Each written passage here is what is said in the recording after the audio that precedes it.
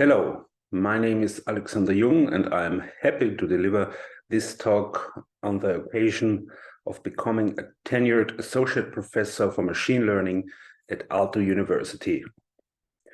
Let me start my talk with the rather trivial observation that machine learning is everywhere and has become a commonplace in our daily lives.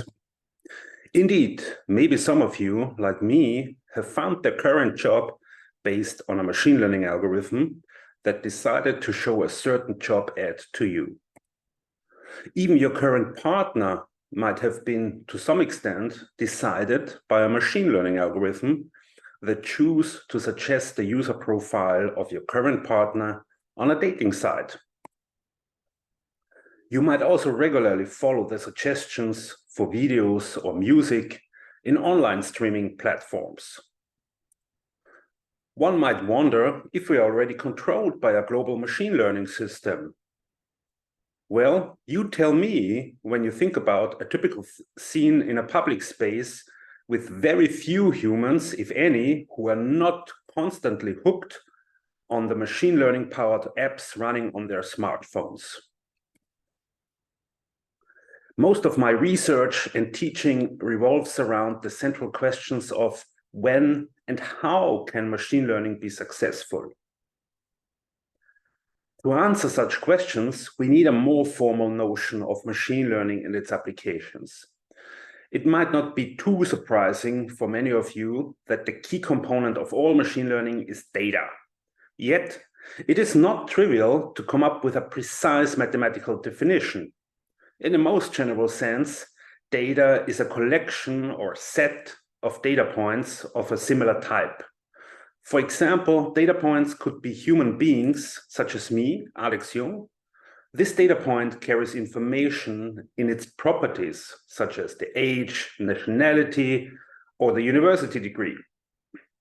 These properties are more or less easy to look up or inquire. In machine learning, we call such properties the features of a data point. The ultimate goal of all machine learning is to predict properties of a data point that are not so easy to look up. These properties are quantities of interest and referred to as the label of a data point. One such label for the data point Alex Jung could be if he is interested in a specific job ad.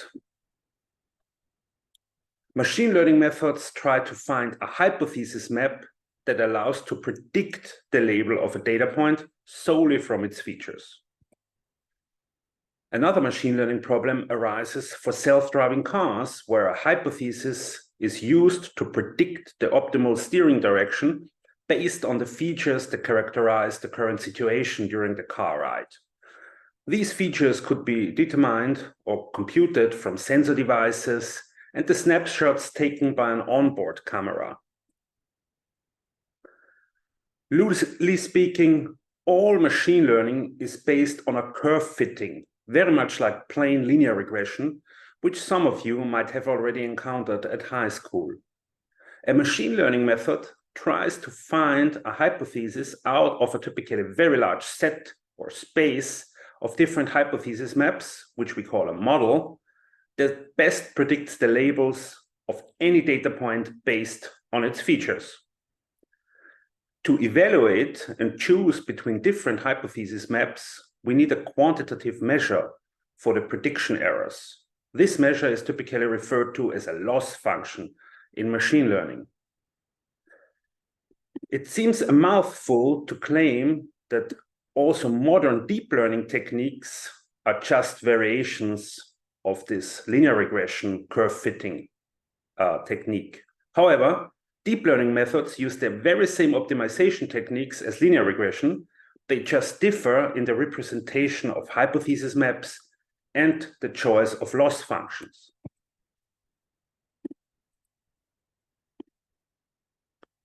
Indeed, different machine learning methods are obtained from different design choices for these three components. That is, for the data representation, the model, which is the set or space of all hypothesis maps from which we want to learn the best one, and the loss function that is used to measure the quality of a hypothesis and to train the model in the end.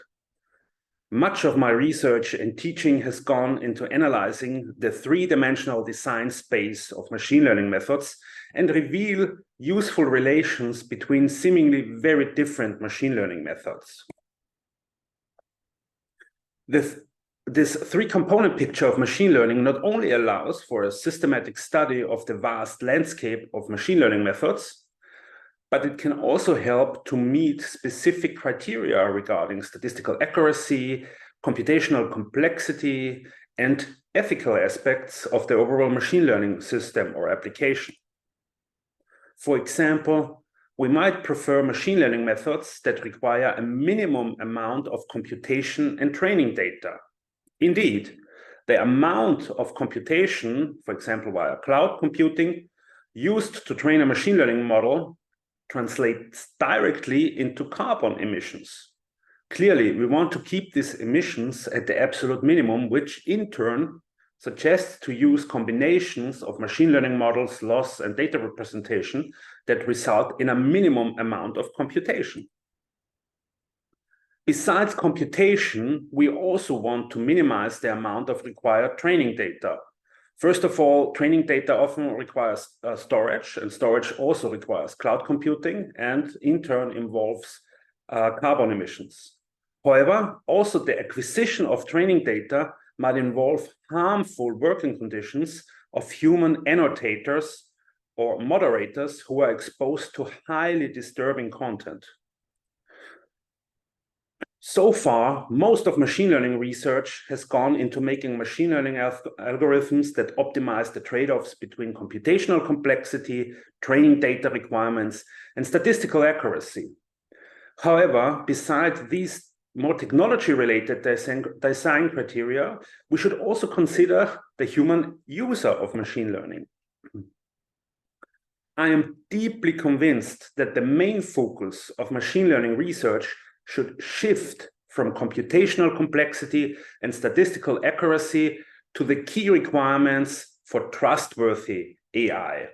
These requirements include the explainability of a machine learning method to its user, which might be a school kid or a drug developer. We also want our machine learning assistants or tools to be robust and respect our privacy.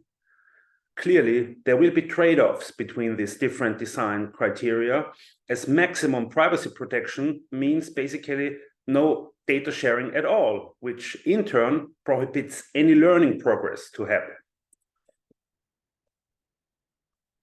These trade-offs will be mostly made by machine learning scientists and researchers, and also guided by policymakers. So these design choices decide our future. The pessimistic future outlook is that we will end up as resources, like data batteries. We humans are only providers of data to train more and more powerful machine learning systems that are controlled by a very small amount of humans, if at all. The more optimistic outlook is that we will be able to use machine learning as our little helpers or tools that provide very much needed service like elderly care in our Western aging societies. Making good use of machine learning depends on how successfully we educate our societies about the basic principles and opportunities offered by machine learning technology.